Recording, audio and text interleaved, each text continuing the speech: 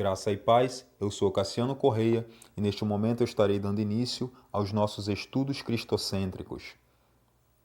Eu tenho falado acerca da pessoa de Jesus Cristo e o meu objetivo ao falar dele é mostrar que ele é Deus e que ele se manifestou em forma humana e ao se manifestar ele era 100% humano, ao mesmo tempo em que não deixou de ser Deus em momento nenhum.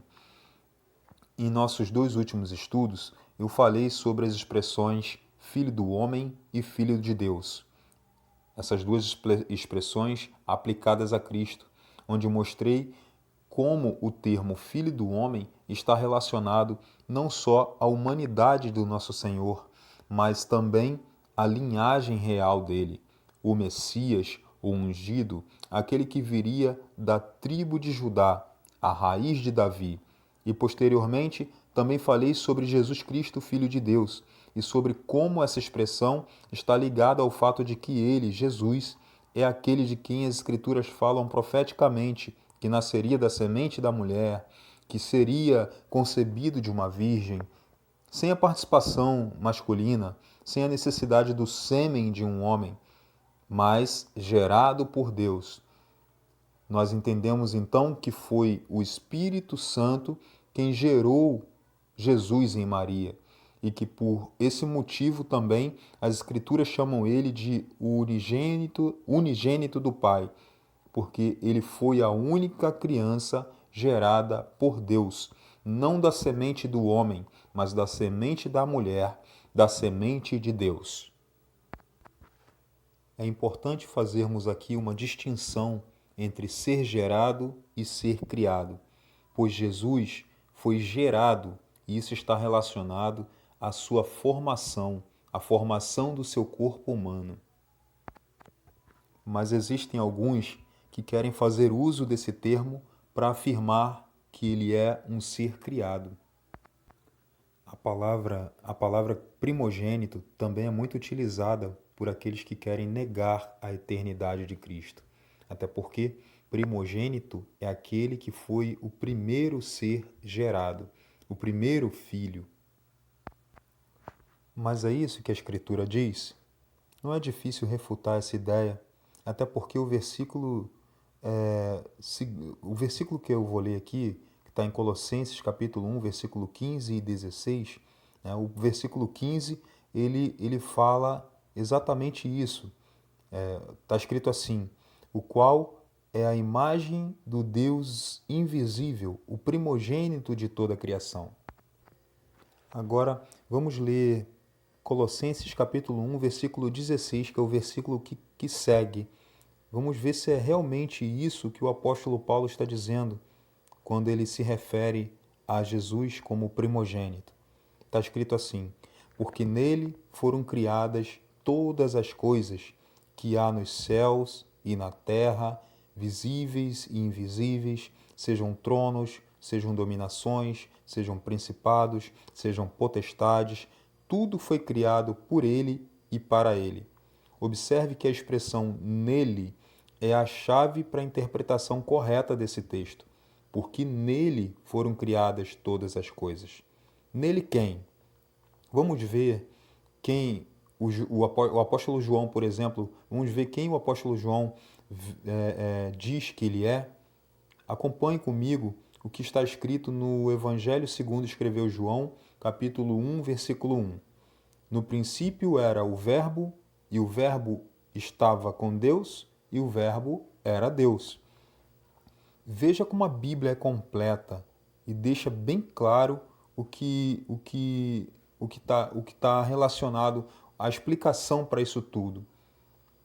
Nele foram criadas todas as coisas. Nele quem? No Verbo, na Palavra, no Logos de Deus. Jesus é o Verbo, Jesus é a Palavra. Na Palavra foram criadas todas as coisas. Ou seja, ele é o princípio de todas as coisas, porque nele foram criadas todas as coisas. Eu já falei sobre isso, eu estou só pincelando para que fique bem fixado no seu entendimento. Amém? Esse contexto mostra, portanto, que a expressão primogênito não dá base para a afirmação errônea de que Jesus teria sido criado, mas o contrário disso, ele é o Criador de todas as coisas, pois sem ele nada do que foi feito se fez. Está lá em João, capítulo 1, versículo 3. Sem ele, nada do que foi feito se fez. Ele é o haja de Deus. Eu já falei sobre isso. Bom, apenas essa explicação já seria o suficiente para testificar que Jesus Cristo é Deus. Mas esse não é o único objetivo desse estudo. Eu também pretendo mostrar, com a graça de Deus e pelas sagradas letras, que ele nunca deixou de ser Deus, nem mesmo quando habitou em forma humana na Terra. Eu vou tentar ser o máximo objetivo possível para que esse estudo não fique muito comprido, não fique muito longo. E para iniciar essa próxima etapa, vamos entender como as expressões filho do homem e filho de Deus revelam tanto a humanidade quanto a deidade de Cristo. A expressão filho do homem, como eu já disse, está relacionada à sua natureza humana, ao seu corpo material. Mas não só isso. Ao assumir para si esse título, Jesus estava apontando para as profecias do Antigo Testamento que falavam acerca do Salvador de Israel, o rei que viria da tribo de Judá, da linhagem de Davi, onde diz também que o seu reino não teria fim, seria eterno.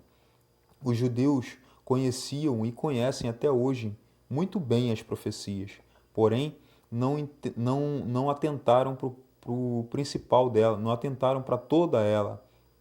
Mas o objetivo nesse estudo aqui não é pontuar todos os motivos pelos quais os judeus rejeitaram Jesus. Esse assunto pode ficar para uma próxima oportunidade.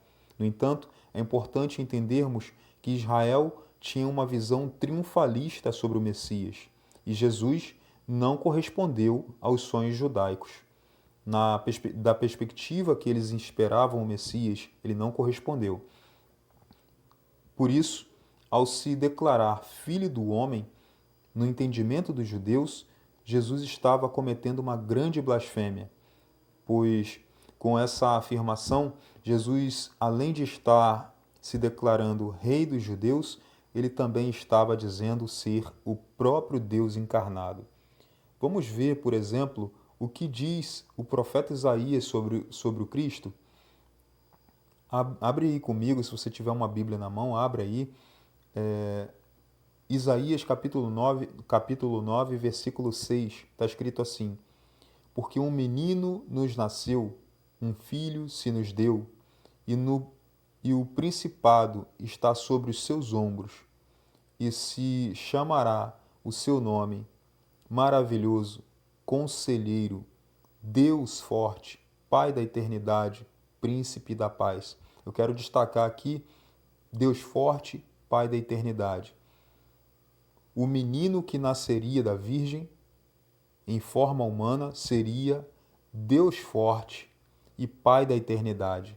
Deus Forte porque Ele é Deus, Pai da Eternidade porque Ele é eterno. Ele é o Pai da Eternidade. Antes disso, em Isaías capítulo 7, versículo 14, o profeta chama o Messias de Emanuel, que significa Deus conosco. O próprio evangelista Mateus interpreta isso lá em Mateus capítulo 1, versículo 23. Se você tem uma Bíblia, abre lá e dá uma lida.